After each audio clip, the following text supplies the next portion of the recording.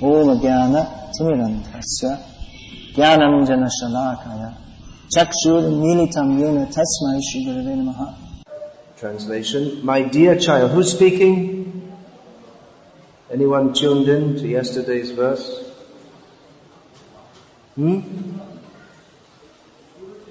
Suruchi. Who said that? Very good. Who's Suruchi? Wife of Uttanapad, and she's speaking to Dhruva Maharaj, who is her son. Direct son. My dear child, the other one is Suniti, although her Niti wasn't so Su. She wasn't such a good woman, it seems. My dear child, you are unaware that you are born not of my womb but of another woman. Therefore you should know that your attempt is doomed to failure. You are trying to fulfill a desire which is impossible to fulfill. Purport. The small child Dhruva Maharaj was naturally affectionate toward his father, and he did not know that there was a distinction between his two mothers. This distinction was pointed out by Queen Suruchi, who informed him that since he was a child, he did not understand the distinction between the two queens.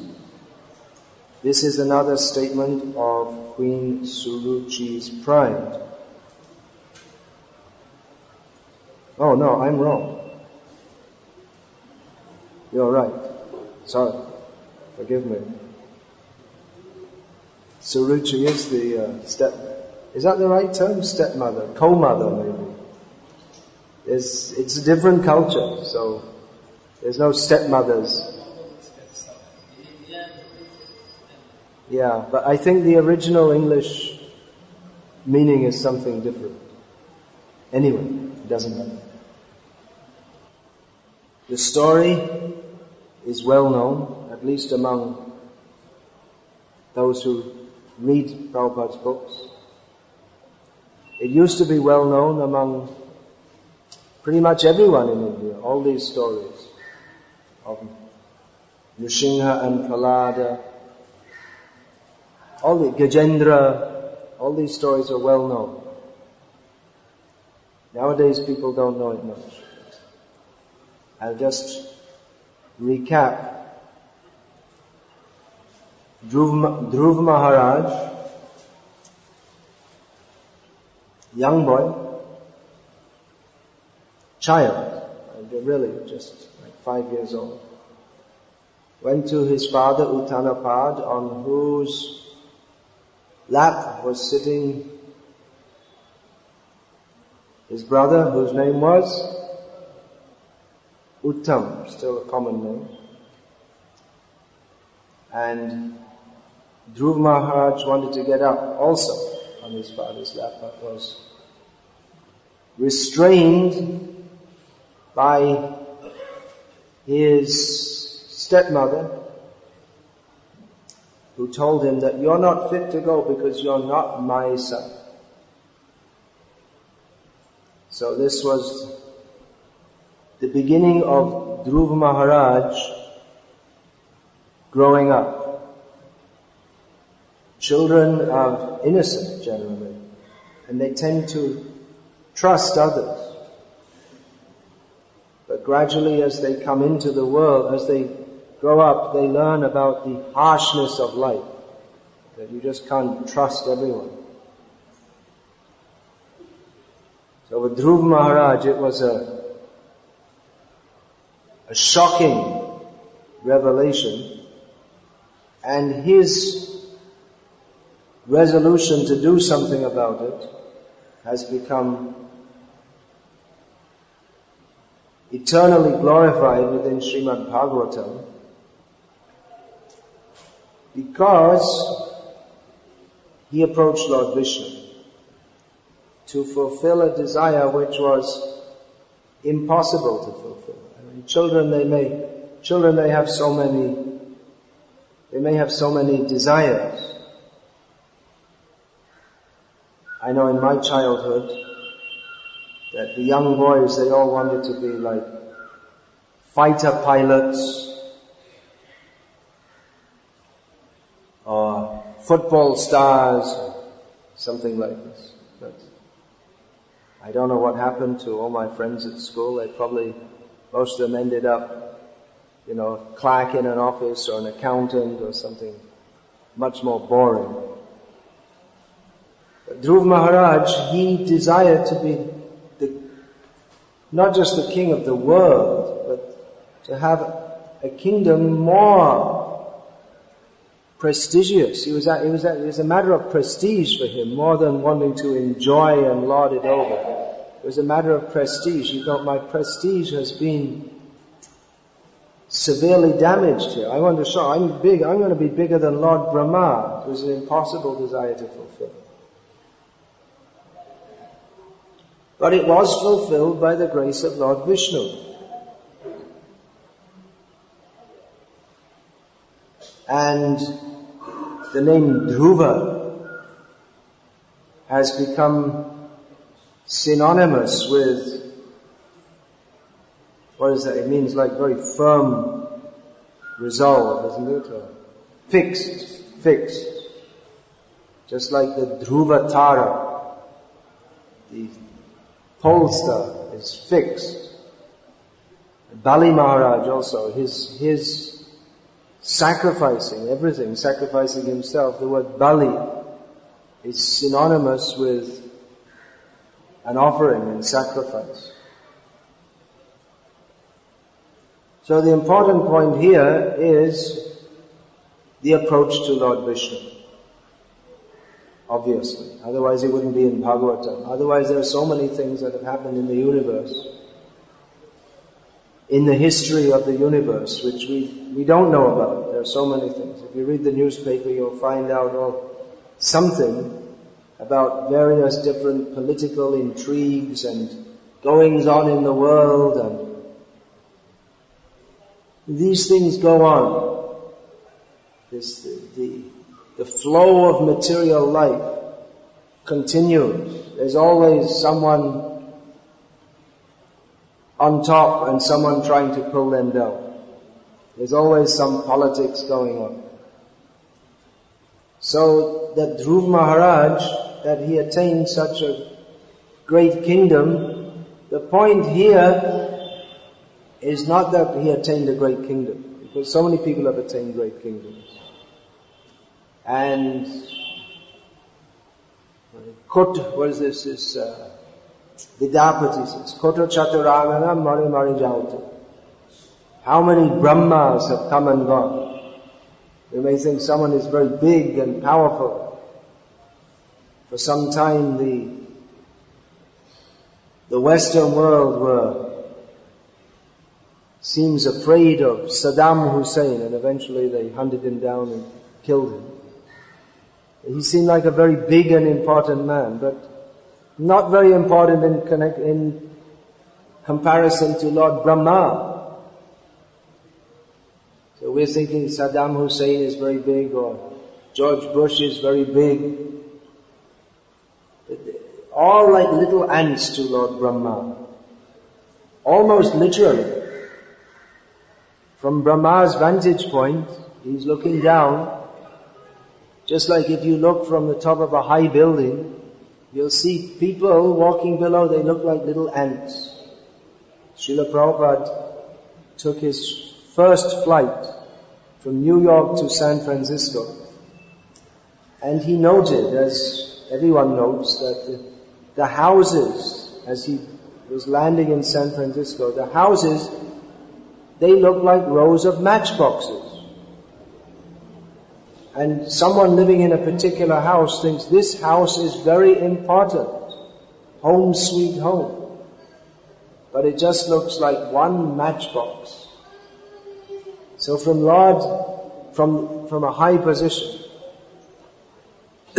So from Lord Brahma's point of view, we all look like ants. And not only do we look like ants, but we are ants. I mean, the Saddam Hussein of today is maybe the ant of tomorrow. Aaj ka raja, kal ka kutta. That's how it is. King today and a dog tomorrow. And from Lord Brahma's point of view, because his measurement or his perception of time is different to ours. So, the human life, whether it's the human life of what we might call an ordinary person, or whether it's the human life of a big leader of society, it's just like boom, boom, boom, boom, finished in a second. We know the story of Raivat Maharaj, who went to see Lord Brahma to ask who Lord Brahma could recommend to be a suitable match, husband for his daughter, Revati. There was a little delay when Raivat came in because there was a dancing performance going on in the court of Lord Brahma. There was a little delay, a few minutes. So then when Raivat asked, well, who is there who can be the husband? Who do you think? And Brahma simply laughed and said that, well, all the persons who you might thought of as suitable matches, they've all died since you came here. You've been here 15 minutes, or one Muhurta, 48 minutes. So they've all died, and all their descendants have died, and there's no one even knows their name. They've all gone. But get down there quick, Balaram's there. He won't go. So like that, even when Lord Brahma laughs, ha ha ha ha, just a little laugh. In the meantime, hundreds and thousands of Saddam Husseins have come and gone. So,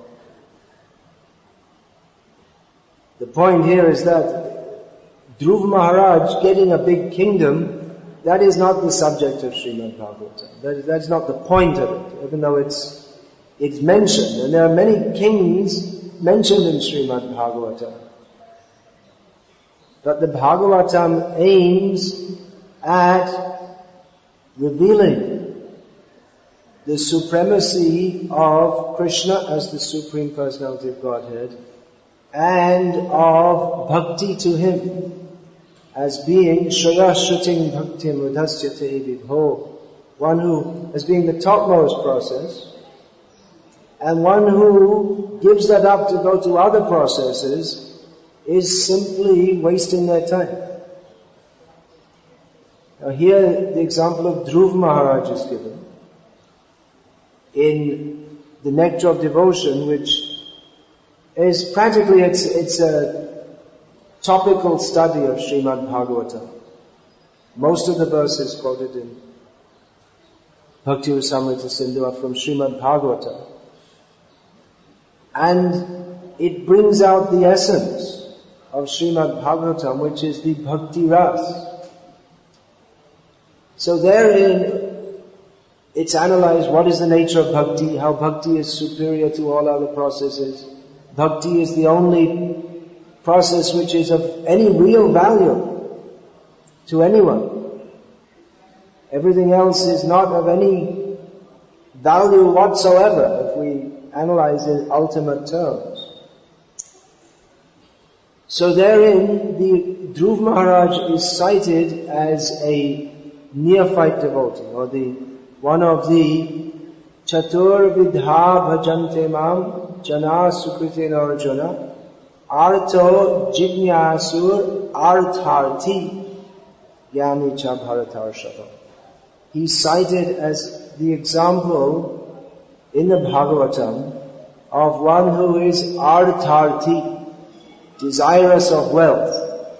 He approached Vishnu for wealth, and actually he got it. But he got real wealth, the real wealth, which is bhakti to Lord Vishnu. Just a few days ago, in Dubai, one lady I met there, and she lives in Bombay, north of Mira Road. And I asked her, do you come to the temples? And she said, no, but coming here I started associating with the devotees here. And I asked her, well, why didn't you go to our temples in Bombay? We have in Mira Road. She said, well, I thought ISKCON was only for the rich people. She said, maybe people, I mean, it is really a very spectacular and beautiful temple. And I remember the first time I came here in 1977, and I think the next time I came was in 1989, something like that. I remember, I just come from Bangladesh, which is well known as a poor country. I remember seeing this temple and looking, wow, this is really very opulent and beautiful. It's more beautiful now, actually, with all this coloring. That's quite recent, isn't it? And anyway, that's something we could bear in mind in our preaching, that people come, but they think, oh, it's not for me. It's too high class for me, or something like that. That's something we should bear in mind in our preaching. But I told her that Abhi Dhani Banja, you also become rich. She kind of looked shocked. I said, with bhakti, there's the real wealth. Otherwise there are so many, Bombay is a rich city. So many rich people have come and gone. But the really rich people are those who have attained to Bhagavad Bhakti. And Dhruva Maharaj, he understood this. After he got the darshan of Lord Vishnu, he understood that this is what I really need. Kingdoms come and go. Now he understood this. Daksa Maharaj, he was also something who wanted something material from Lord Vishnu. And he also performed austerities. And he also got the darshan of Lord Vishnu. But he didn't say what Dhruva Maharaj said, the famous line that Srila Prabhupada always quotes. Dhruva Maharaj is saying, Swamin kritatam smi barangnaya, that having got your darshan, Lord Vishnu, I'm fully satisfied and I don't want any boon. What else do I need when I have you? But Daksha Maharaj didn't say that. He accepted the material boon to be empowered to produce progeny. And he didn't ask for pure devotion. He never asked for that.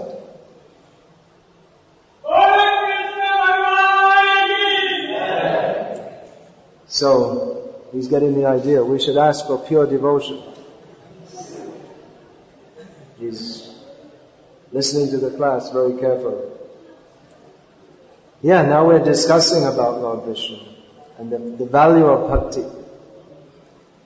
That natural expression of bhakti is there. But what is the nature of bhakti? That we also have to understand. That's why often people think, why bhakti means you sing, you dance. What is the need of all this philosophical discussion? It's a little dry, they may think. Sometimes they accuse even Jiva Goswami of being a jnani, which he is, in the true sense of the term. Bhakti Siddhanta Saraswati Thakur also, people would accuse him of being just a jnani. He's always discussing philosophy. But that is required also, to understand what is the nature of bhakti. Bhakti, we think, well, that means feelings. That's true. But those feelings, they cannot be genuine feelings for Krishna unless we understand who is Krishna. In Bhakti Rasamrita Sindhu also, Rupa Goswami Prabhupada has analyzed that there may be people who appear to be devotees. It appears they have a lot of bhakti. But if analyzed, then it is seen to be simply the chaya rati, or rati abhyas.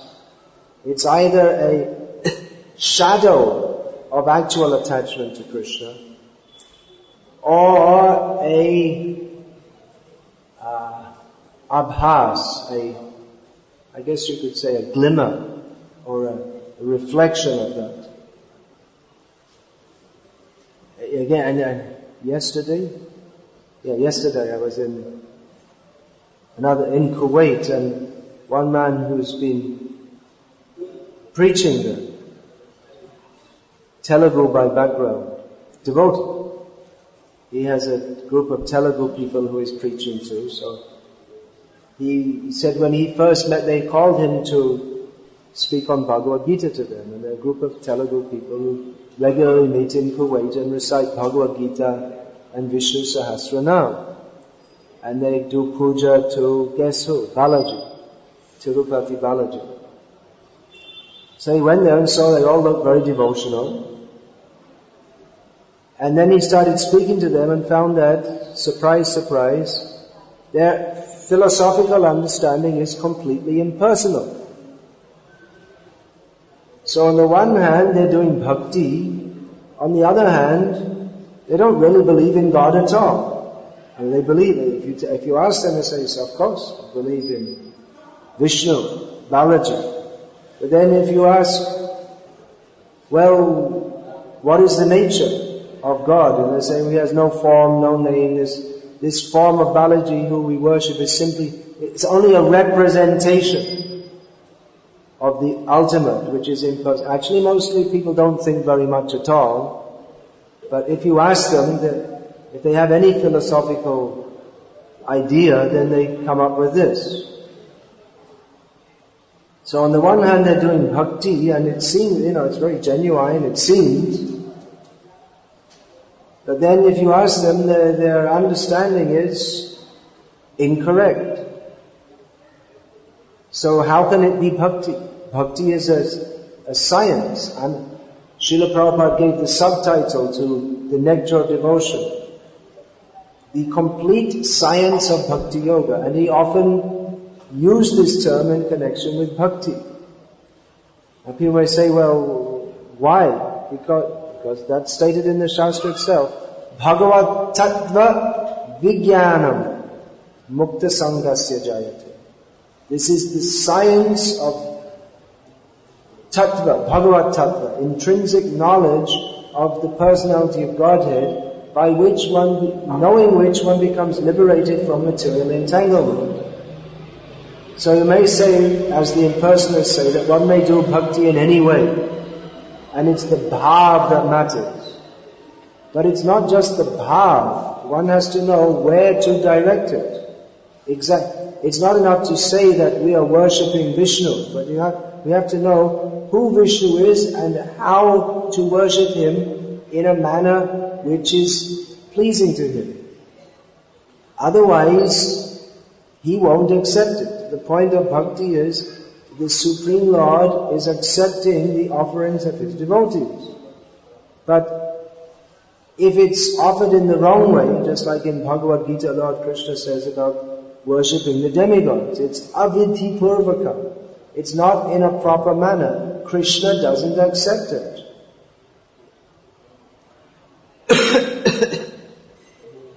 So this science of bhakti, who is Bhagavan and how to approach him, is described in Srimad Bhagavatam. And unless we understand this very clearly and properly, then our bhakti, it won't flourish. It may appear like bhakti. This again, in Chaitanya Charitamrita, in the teachings to Rupa Goswami Prabhupada, Chaitanya Mahaprabhu described how he compares bhakti to a lata, to a creeper on which we have to pour water to nourish it. The water is Shravan Kirtan, hearing and chanting about Vishnu. But one hazard is that along with the bhakti creeper, not kripa, mercy, along with the bhakti plant, it's also quite likely that unwanted plants may grow up side by side.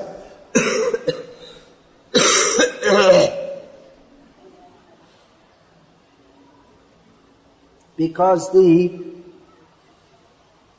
Shravan Kirtan, that is supposed to be applied to the plant of devotion which is planted in the heart.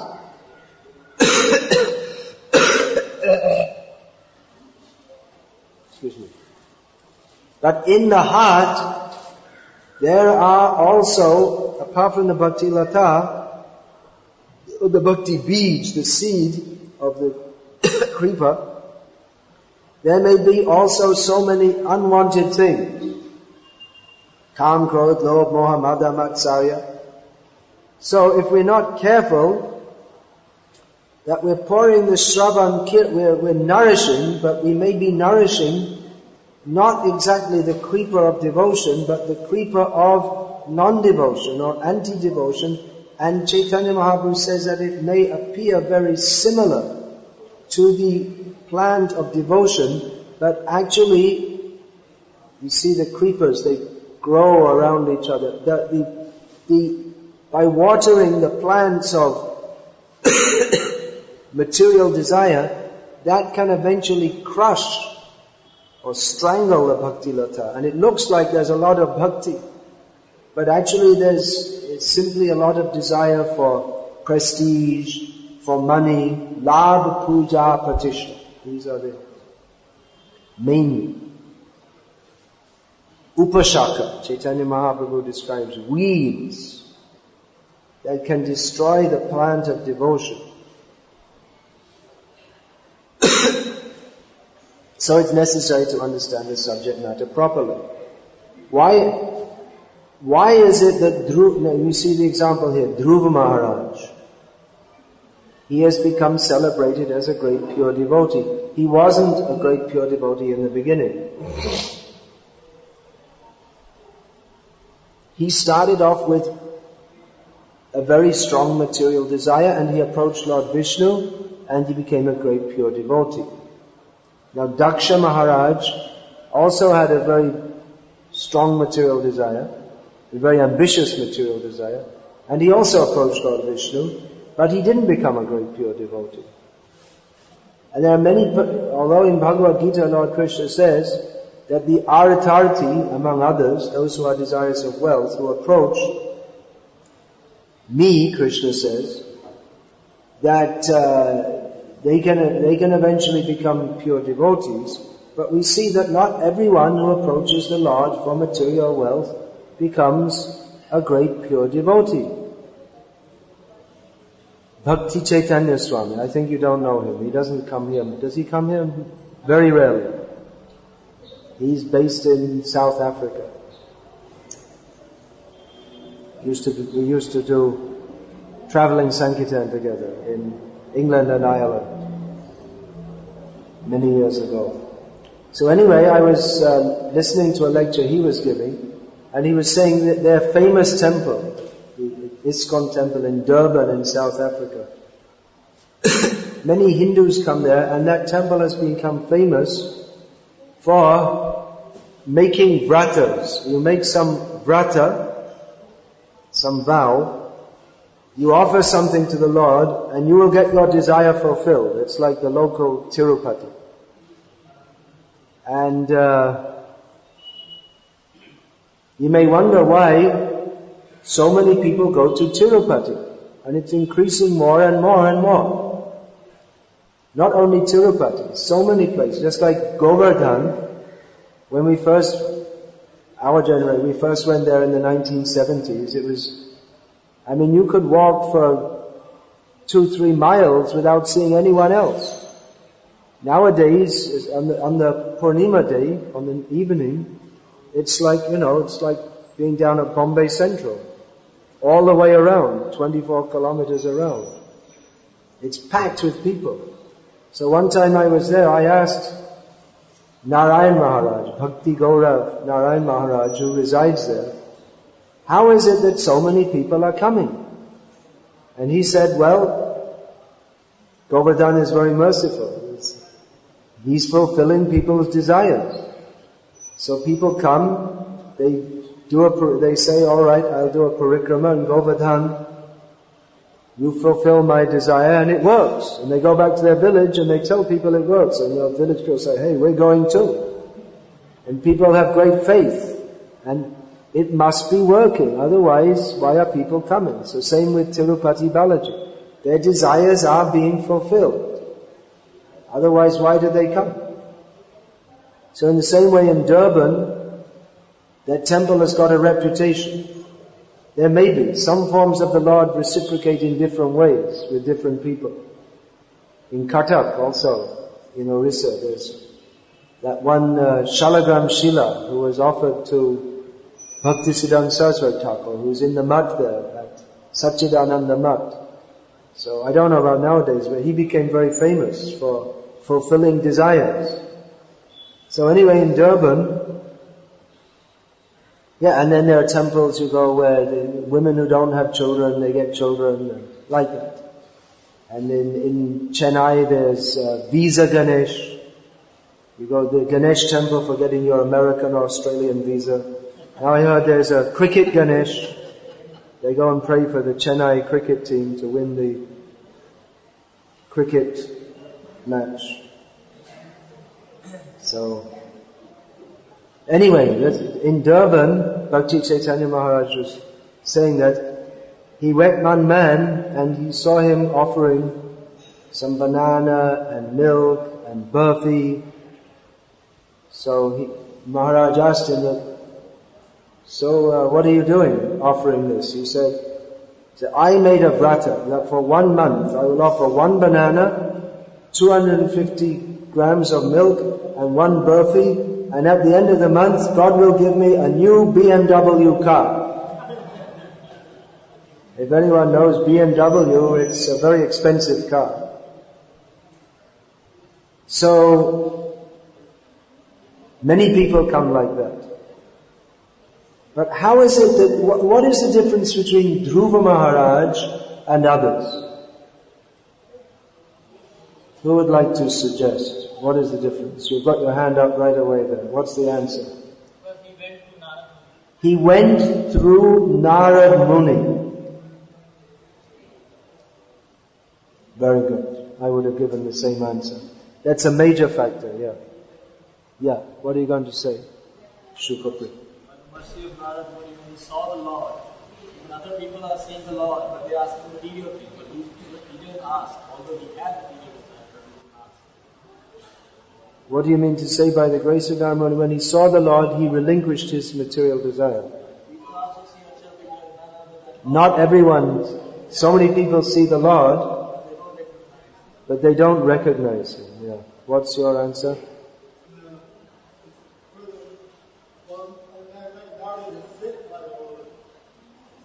Narad was sent by the Lord, so it seems like Bhagavan himself had some desire to save Dhruva Maharaj. Alright, so these are all very good observations. Yeah, he got a bona fide spiritual master. That makes a lot of difference. I mean, that is the vital factor.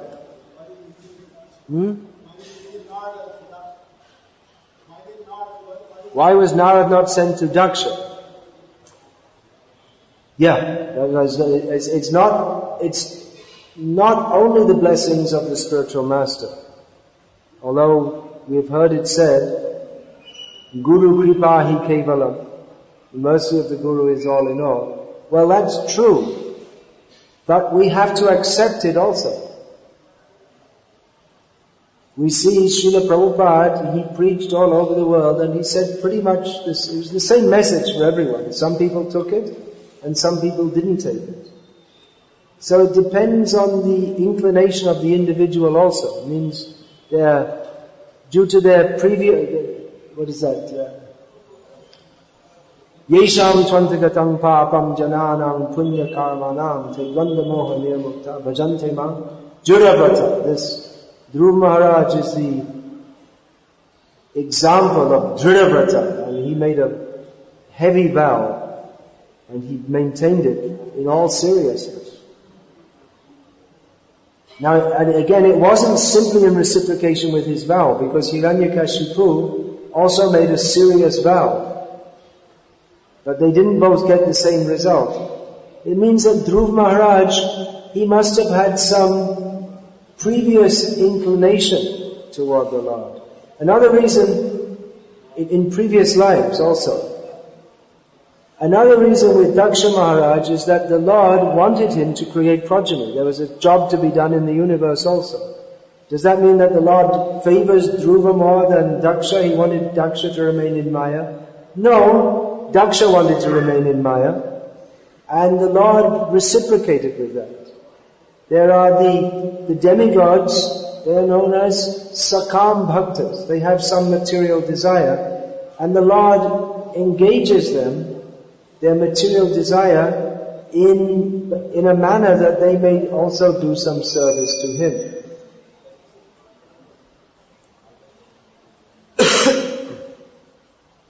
Now on the ground level, this looks like a case of mistreating children, favoritism. It is that. Dhruva Maharaj suffered terribly due to being rejected by his father, who he expected love from. But the ultimate result was that he attained the affection of Lord Vishnu, which is more than that of millions of fathers. He attained the ultimate goal of life. So everything ended well. In the class the other day we heard from Gokuleshwar Prabhu how in the Daksha Yajna everything ended well. But in the material world nothing really ends well. Fairy stories we heard in our childhood, and they all lived happily ever after. That's the ending of the story. Bogus. Completely bogus. No one ever lives happily ever after. For one thing, they don't live ever after. That's one illusion. And another thing is, they don't live happily. But Dhruva Maharaj, he did live happily ever after in the spiritual world with Krishna. So this narration of Srimad Bhagavatam is indicating to us how we can live happily ever after. Really. Now people may think that these are just like some fairy stories. We hear the story of Gajendra, and we may say, so many stories, Nrsimhadev. People may think, well, this is just a fairy story. How can it be real? But again, Bhagavad Tattva Vijnanam, this has to be understood scientifically. Srila Prabhupada always presented knowledge of Krishna in a scientific and philosophical manner. Scientific means categories. This is to be understood. This is to be understood. This is to be understood.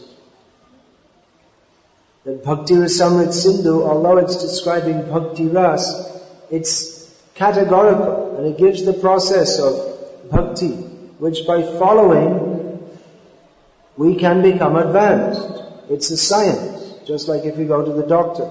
He gives you some medicine and diet, and if we follow it, then by the grace of God we should become cured.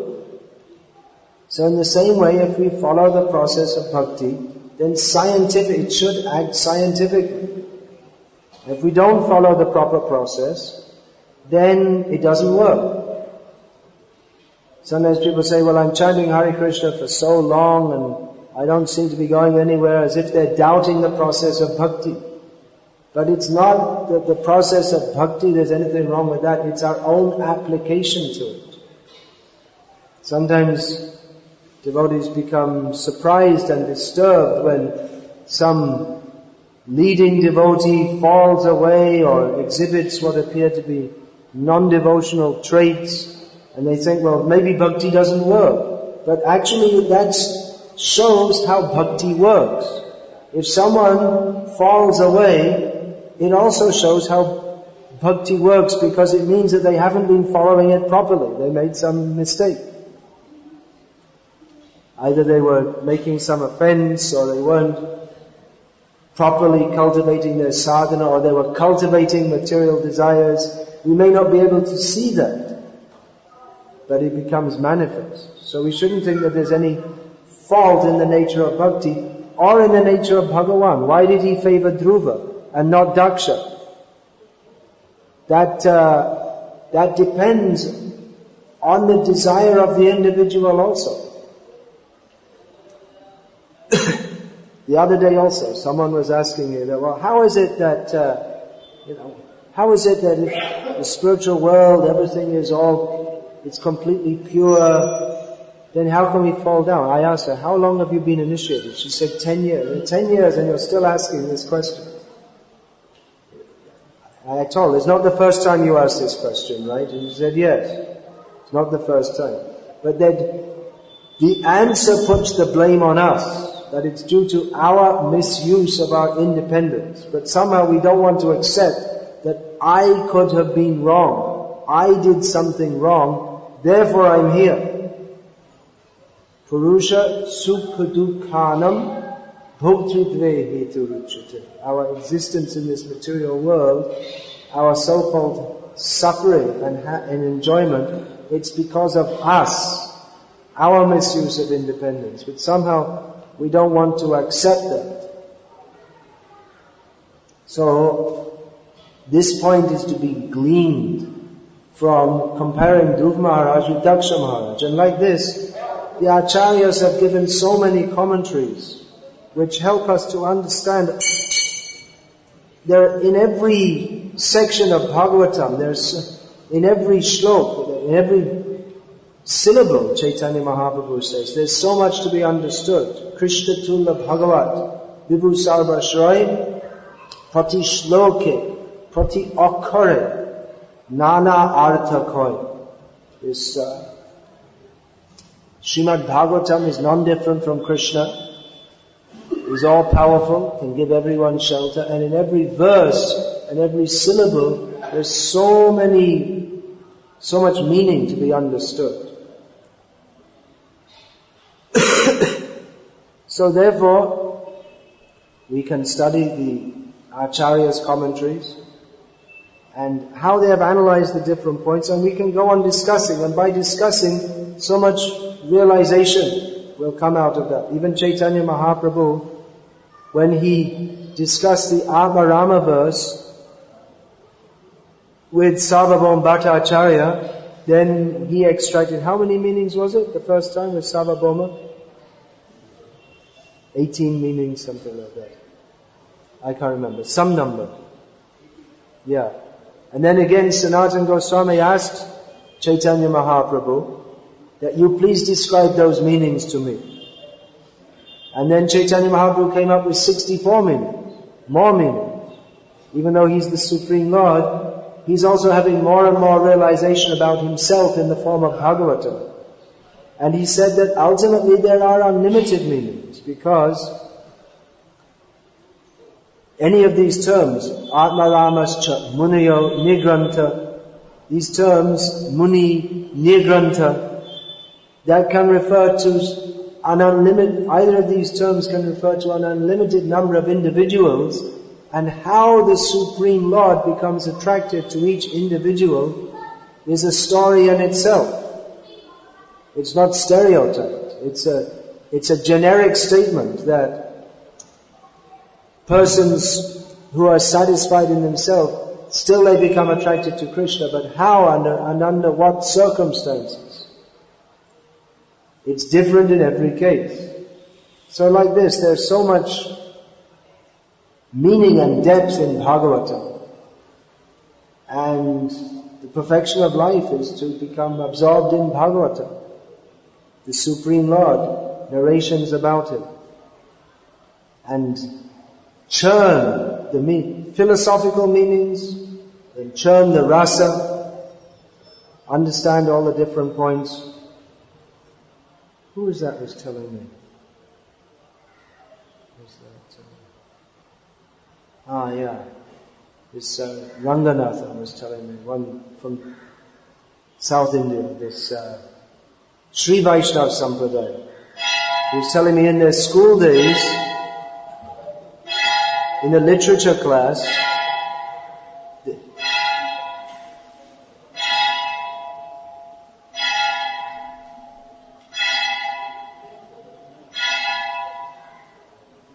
they would discuss Ram Leela, some different points of Leela, and then how Valmiki has described it, how Kamban has described it, and what are the comparisons, and in this way try to go deeper and deeper and deeper into Ram Leela. So this way, by discussing Bhagavatam, we become absorbed in the reality of Krishna. So I was saying the philosophical understanding is required, but it's also required to know what are these stories, what is their significance to us. Chaitanya Mahaprabhu, he would regularly discuss this narration of Dhruva Maharaj. He would hear from Gadadhar Pandit on the seashore in Puri, at Tota Gopinath. He would hear regularly, especially it's mentioned in Chaitanya Bhagavat, he would hear again and again the narrations of Prahlad Maharaj and Dhruva Maharaj. Two boy saints, the young boys who attained perfection in their childhood. Now we're all struggling in our adulthood, but they achieved perfection in their childhood. Maybe it's more easy in childhood, when one can take to Krishna consciousness very naturally, without so many other desires.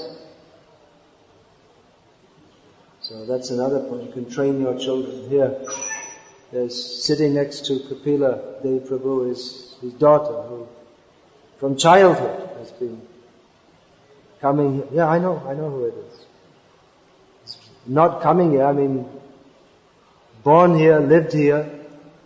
So like that, very fortunate. From the beginning of life, the opportunity to take to Krishna consciousness, be in Krishna consciousness. So that's very nice, and still coming every day. And there are others also. There's Krishna Murari, his son, he was here, he left. So, Hare Krishna. I'll finish there.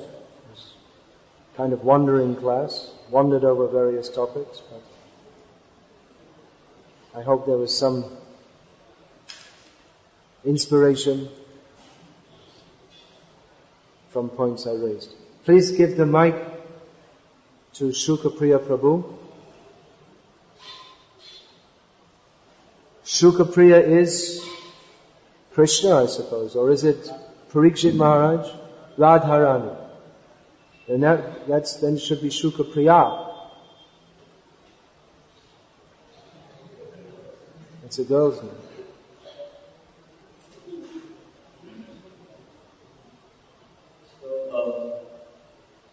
Krishna got the position of Prajapati.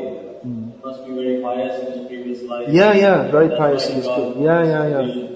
And then later on he did offense to Lord Shiva, again he was forgiven by Lord Shiva. Then And he got darshan of Vishnu. Now where there is Vishnu, there is no question of Maya, there is no question of darkness.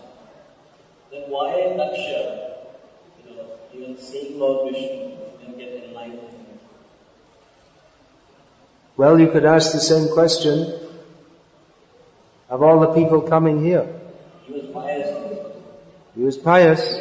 Daksha was pious. Well, they're pious. Anyone who's coming to the temple is pious. But that's another important point, that piety in and of itself is not enough to attain Krishna Prem. Janma koti sukritaya na labhyate. Pious activities performed in millions of lives are not enough to attain, what is that? Krishna Bhakti Rasa. What is that verse? How does it go? That first line of that verse. Krishna Bhakti Rasa. I said the last one. Jamma koti sukritaya na labhyate. Krishna Bhakti Rasa Bhavana Mati. Yeah, it's Krishna Bhakti Rasa. Krishna Bhakti Rasa Bhavana. It's not enough to attain it. Now piety, in piety there must be at least some admixture of bhakti. Because piety in Vedic terms means performing punya karma within the varnashram system, in which everything is offered to Vishnu. who is Yagyabhuk. So there's consciousness of Vishnu. But the consciousness of Vishnu that Dhruva Maharaj attained and the consciousness that Daksa attained was different. Daksa recognized that Vishnu is supreme and he worshipped him as such, but still he was a long way from having any inclination to giving up material desires. And Dhruva Maharaj, in the beginning, it didn't seem like he was wanting to give up material desires, just the opposite. He wanted to he had the biggest material desire in the history of the universe. And he specifically thought about the biggest thing he could possibly attain. He was the most ambitious person in the history of the universe. But then, he was intelligent enough to give that up. So the point is that Dhruva Maharaj, he must have had some admixture of Shuddha Bhakti that must have been carrying on from previous life. Just like Prabhupada, he was once asked by a disciple that it said that in previous lives, one can take to bhakti if in previous lives he took to, or if one is pious, And, but he said, well, in our lives, in the West, we are not pious at all. So how is it that we took to it? And Prabhupada said, you must have had bhakti in your previous life. I'm paraphrasing, I can't remember. Otherwise, that's shown because as soon as you came in contact with it, you took to it. As it is said in Bhagavad-gita, what is that? Tatratam buddhi sangyogam labante purva dehika. That one who has been in contact with bhakti in previous lives, then when he comes in contact with it again in the next life, he takes it up. Now generally those people will be in the Shuchinang Srimatam Gehe. They'll be born in such a family, but for spreading Chaitanya Mahaprabhu's movement, so many people may have been sent there like that. Yeah. Maybe my speculation is, Dhruva Maharaj was given a mantra by Narada Muni. He was constantly chanting that. Yeah. In fact, I think because of that holy name. Very good. Yeah. Because he was given a sadhana, specific bhakti sadhana, by chanting which mantra? Om Namo Bhagavate Vasudevaya. So presumably Daksa in his meditation, it was focused on Lord Vishnu also. And he may, within the meditation, he was focusing on the Lord, maybe chanting the names, but again the point, he didn't have the blessings of a pure devotee. Yeah. Alright.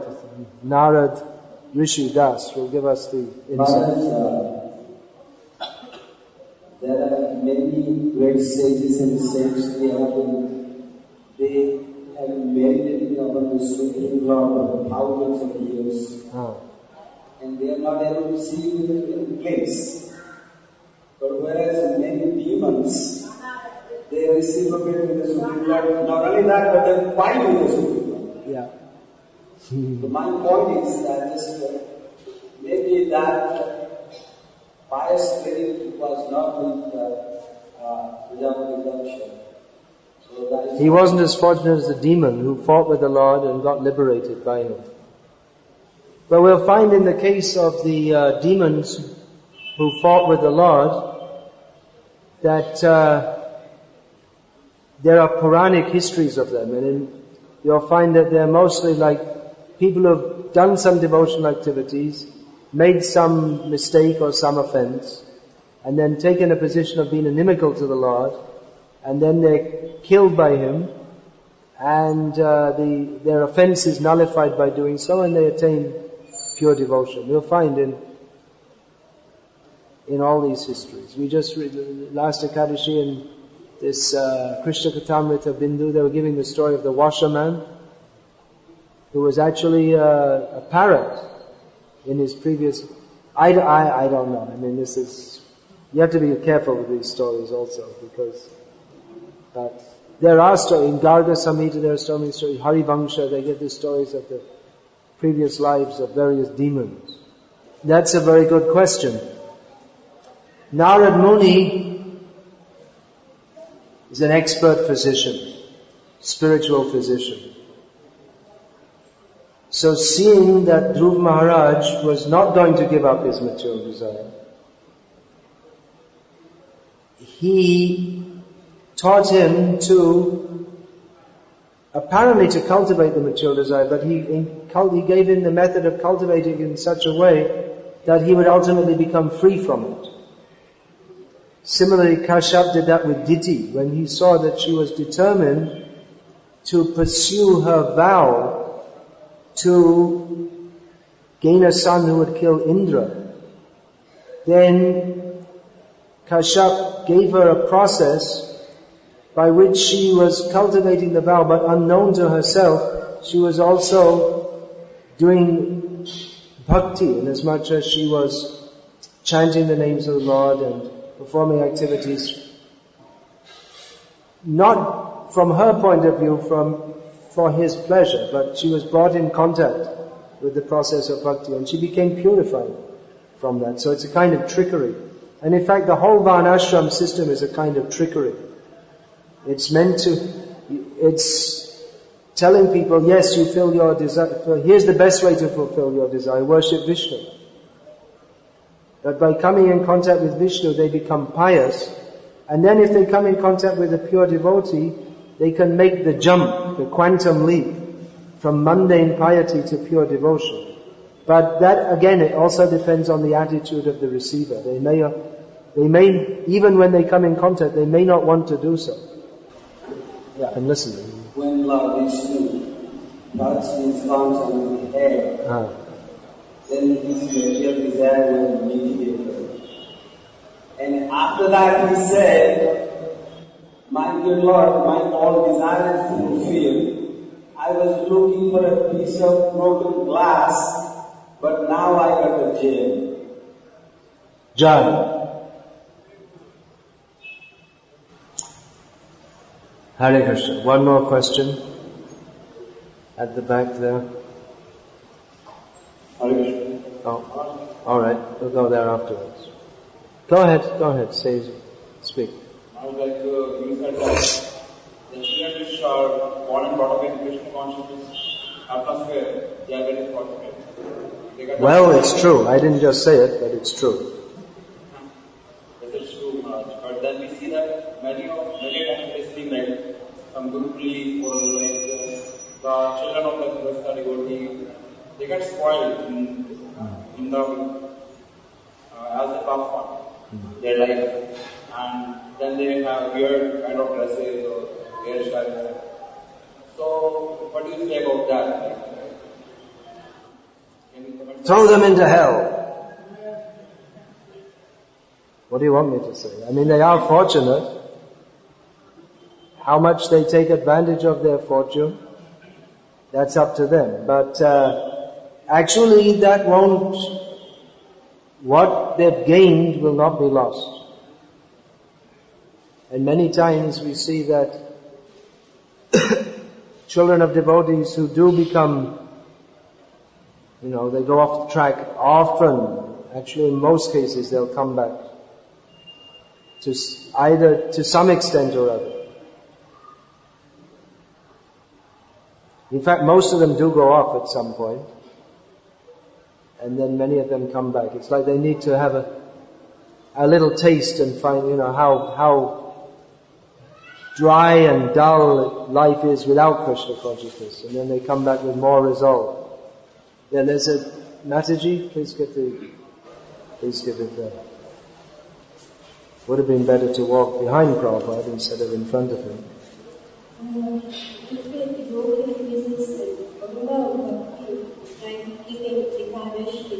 For some material purpose.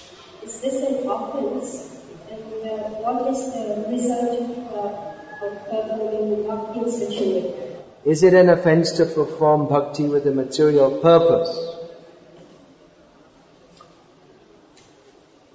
Yes, for one who has been initiated into pure devotion, to still cultivate material desires is an offense. That we learn, it's the 10th offense against the holy name. To deliberately cultivate material desires. It's an offense. In the case of Dhruva Maharaj, it wasn't an offense because he hadn't taken that initiation into pure devotion. But having come to the platform of pure devotion to deliberately cultivate material desires, is a great obstacle to bhakti. So that's another important point. That having come to the path of pure devotion, if we think, well, I'm going to be like Dhruva Maharaj, I'll cultivate material desires. Now that's back to front. This narration shows the value of bhakti.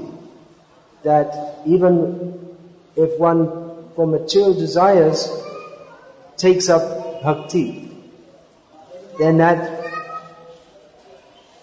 the power of bhakti can overcome the material desires. But if we take up bhakti, having got information and posing ourselves to be taking up pure devotion, but we don't pursue that, or we deliberately cultivate material desires, then it becomes an obstacle in our advancement. On the other hand, if we are seriously trying to cultivate bhakti, and we still have material desires, which is the position of probably all of us here, to have material desires is not in and of itself an offense. But to deliberately cultivate them in the name of bhakti, that is an offense. So there is a difference.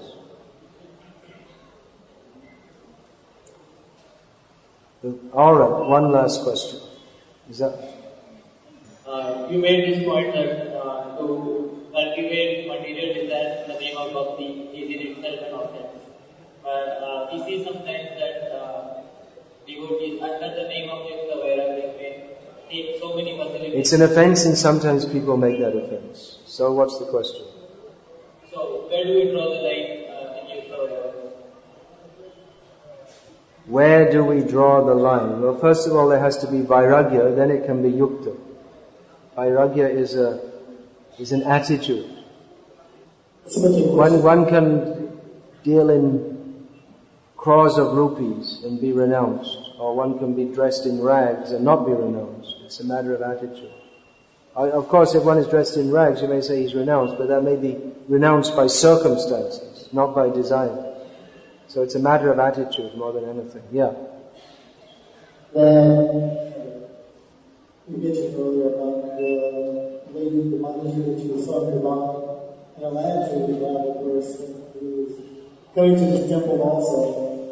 She said they didn't also say that they didn't really participate. She's a doctor, and she's now an initiated disciple, Dr. Thomas, coming away in the land in order just to get the devotion service. So it seems that the preaching here is going so well that we can't do. They're having a difficult time approaching all these people. Yeah. Christians sit in one of the places to get their devotion. That's nice. Did you all follow that? One lady, was it? Who was coming here regularly to ISKCON Juhu, and then she's a doctor, and she got a posting in Alachua, Georgia, USA, and continued coming to the temple there. And although there are so